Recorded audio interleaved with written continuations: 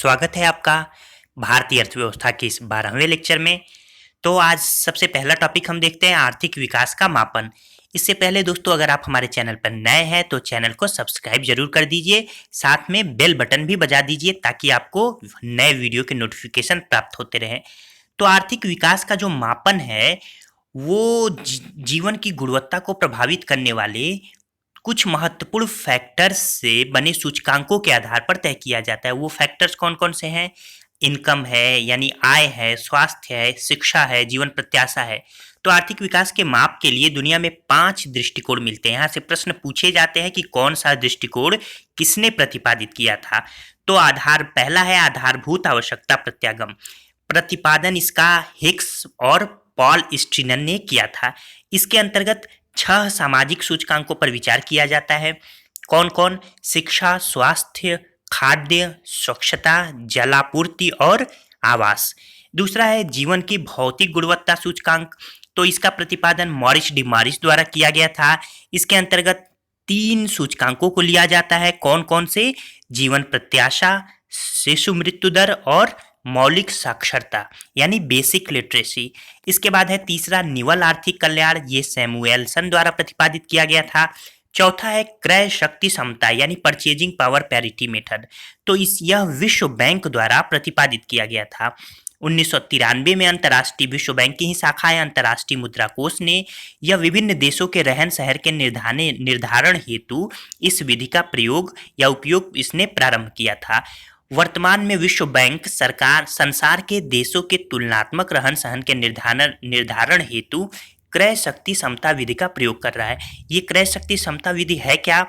इसके अंतर्गत जैसे मान लीजिए कि भारत में 100 रुपए में जितनी वस्तु तथा सेवा का क्रय हो सकता है उतनी ही वस्तु या सेवा का क्रय किसी अन्य देश में कितने डॉलर, एन या पाउंड में हो सकता है। तो इसके आधार पे क्रय शक्ति क्षमता यानी परचेजिंग पावर पैरिटी का निर्धारण किया जाता है।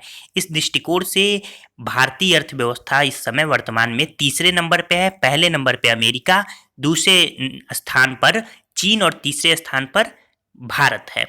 तो इस तरीके से क्रय शक्ति क्षमता की चर्चा मैंने पिछले लेक्चर्स में भी की थी। आई बटन पे आपको आर्थिक विकास आर्थिक समृद्धि की अवधारणा का एक वीडियो दिख रहा होगा, उसे आप देख सकते हैं। इसके बाद है 5वां मानव विकास सूचकांक एसडीआई। तो महबूब उल हक साहब ने इसका प्रतिपादन किया था। इसके बारे में एक अलग से पूरा लेक्चर मैंने आप लोग के सम्मुख रखा था, तो उस लेक्चर को भी आप आई बटन में देख सकते हैं। तो मानव विकास सूचकांक। इसके बाद है कि मांग और पूर्ति की शक्तियों से संचालित। यहाँ मैं आपको थोड़ा सा भूमिका बता दूं कि जो विभिन्न देशों की अर्थव्यवस्थाएं होती हैं वो भिन्न भिन्न प्रकार से संचालित होती हैं, जिसमें पूंजीवादी अर्थव्यवस्था, केंद्रीकृत अर्थव्यवस्था और मिश्रित अर्थव्यवस्था है। तो पूंजीवादी अर्थव्यवस्था में सरकार का कोई भी हस्तक्षेप नहीं होता। केंद्रीकृत अर्थव्यवस्था कार्ल मार्क्स की अवधारणा इस पर चलती है जिसमें सरकार का ही पूरा हस्तक्षेप होता है। मिश्रित अर्थव्यवस्था में पूंजीवादी और केंद्रित दोनों अर्थव्यवस्थाओं का मिला जुला रूप होता है। तो एक पॉइंट है महत्वपूर्ण, लेजेस फेयर यानी अहस्तक्षेप की अवधारणा। लेजेस फेयर अवधारणा ये पूंजीवादी अर्थव्यवस्था यानी प्रणाली से जुड़ी हुई है। लेजेस फेयर का अर्थ है कि हमें अकेला छोड़ दो।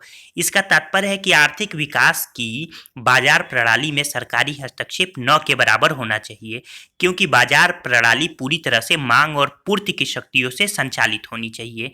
तो ये एक महत्वपूर्ण है। मांग पूर्ति यानी जो डिमांड, जितनी डिमांड है उतनी कंपनियां क्या करेंगी? प्रोड्यूस करेंगी, और जिस चीज की डिमांड है उस चीज को कंपनियां उत्पादित करेंगी यानी उसका उत्पादन करेंगी। एक प्रश्न है, लेसेज फेयर की धारणा को व्यवस्थित रूप देने का श्रेय किसे है? एडम स्मिथ को है। ये इसके अर्थशास्त्र के जनक भी माने जाते हैं। इनकी एक पुस्तक आई थी 1776 में, इसी में लेसेज फेयर की अवधारणा को इन्होंने प्रतिपादित किया था। An inquiry into the nature and causes of the wealth of nations. इसके बाद से है केंद्रीकृत नियोजन प्रणाली। कार्ल मार्क्स के विचारों पर आधारित थी। मैंने बताया कार्ल मार्क्स का एक स्टेटमेंट महत्वपूर्ण है। किसने कहा था? पूंजीवाद का विनाश अधिक उत्पादन और सामाजिक उथल पुथल के कारण होगा। तो ये कार्ल मार्क्स ने कहा था। इसके बाद से अब हम देखते हैं गरीबी के दुष्चक्र को। तो आर्थिक विकास की रणनीति में सबसे पहले कि रेगनर नर्क साहब का एक स्टेटमेंट है कि एक देश गरीब है क्योंकि वह गरीब है। अल्प विकसित देशों में गरीबी का दुष्चक्र चलता है जिससे अल्प विकसित देश उबर नहीं पाते। ये दुष्चक्र क्या है? यानी जो गरीबी के दुष्चक्र या अल्प विकसित देश हैं उनकी राष्ट्रीय आय जो होती है वो बड़ी कम होती है, जिससे उनके पास बचत ही नहीं होती, अपने लोगों की आवश्यकता पूरी ही नहीं कर पाते हैं, तो बचत कहाँ से होगी। जब बचत नहीं होगी तो कोई व्यक्ति विनियोग यानी इन्वेस्टमेंट नहीं कर पाता है, जिसके कारण से पूंजी निर्माण नहीं होगा यानी एक्स्ट्रा पैसा ही नहीं बचेगा। और इस तरीके से जब पूंजी निर्माण ही नहीं होगा तो उत्पादन भी अधिक नहीं हो पाएगा, जिससे फिर से राष्ट्रीय आय घट जाएगी। इन कारणों से अल्पविकसित देशों की अर्थव्यवस्था गरीबी के दुष्चक्र से उबर नहीं पाती। तो इस गरीबी के दुष्चक्र के बारे में इसके जो सिद्धांत है इसका प्रतिपादन रेगलन नक्स ने किया था, जिसके अनुसार गरीबी और अधिक गरीबी को जन्म देती है, यानी गरीब और गरीब होता जाता है, अमीर और अमीर होता जाता है। और इस तरीके से इन देशों में पैसे का संकेंद्रण बस कुछ लोगों के पास यानी कुछ लोग ही अमीर हो जाते हैं, बाकी सब गरीब ही रह जाते हैं। तो गुन्नार मेंडल ने महत्वपूर्ण ये भी है कि गरीबी के दुष्चक्र को ही चक्रीय कारकता का सिद्धांत पूछा जाता है। चक्रीय कारकता का सिद्धांत किसने प्रतिपादित किया था, तो गुन्नार मेंडल ने। यह चक्र स्वतः यानी गरीबी का दुष्चक्र स्वतः समाप्त नहीं होता, बल्कि इसमें बढ़ने की प्रवृत्ति होती है। यानी अगर जैसे आपने पहले पढ़ा होगा भारतीय अर्थव्यवस्थाओं में भी अंग्रेजों के समय में कि अंग्रेज क्या करते थे, गरीबी के दुष्चक्र में लोगों को फंसा देते थे, एक कर्ज देते थे, अब वो कर्ज भरने के लिए कई पीढ़ियां गुजर जाती थी। तो इसी तरीके से गरीबी के दुष्चक्र में अर्थव्यवस्थाओं को अल्प आय स्तर पर खींचने की प्रवृत्ति बहुत ही प्रबल होती है। तो अब इससे निकलने के लिए क्या उपाय है, तो सबसे पहला है बिग पुश थियरी, प्रबल धक्का अनुपात। गरीबी के दुष्चक्र को तोड़ने के लिए जितने भी दृष्टिकोण प्रतिपादित किए गए हैं उनमें अर्थशास्त्री रोजेनस्टीन रोडा का प्रबल धक्का प्रत्यागम सर्वप्रमुख है। याद रखिएगा, बिग पुश थियरी किसका है, तो रोजेनस्टीन रोडा। इनके अनुसार गरीबी के दुष्चक्र को तोड़ने के लिए अर्थव्यवस्था के सभी क्षेत्रों में एक साथ बहुत बड़ी मात्रा में इन्वेस्टमेंट करना होता है, ताकि अर्थव्यवस्था का प्रत्येक क्षेत्र दूसरे क्षेत्र के लिए मांग उत्पन्न करे अथवा बाजार का काम करे। इससे मांग, उत्पादन, आय और बचत बढ़ती जाएगी और देश गरीबी के दुष्चक्र से बाहर निकल जाएगा।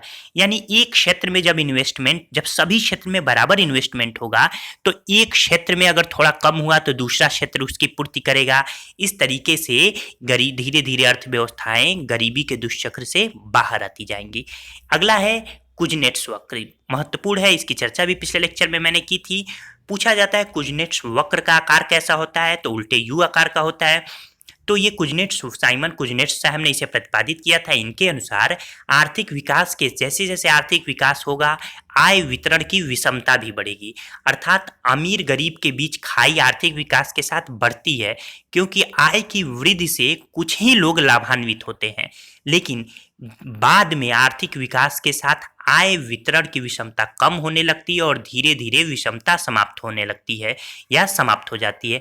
अर्थात कुजनेट साहब का ये कथन है कि ये आर्थिक विषमता दूर करने के लिए सरकार को ज़्यादा से ज़्यादा आर्थिक विकास पर ध्यान देना चाहिए।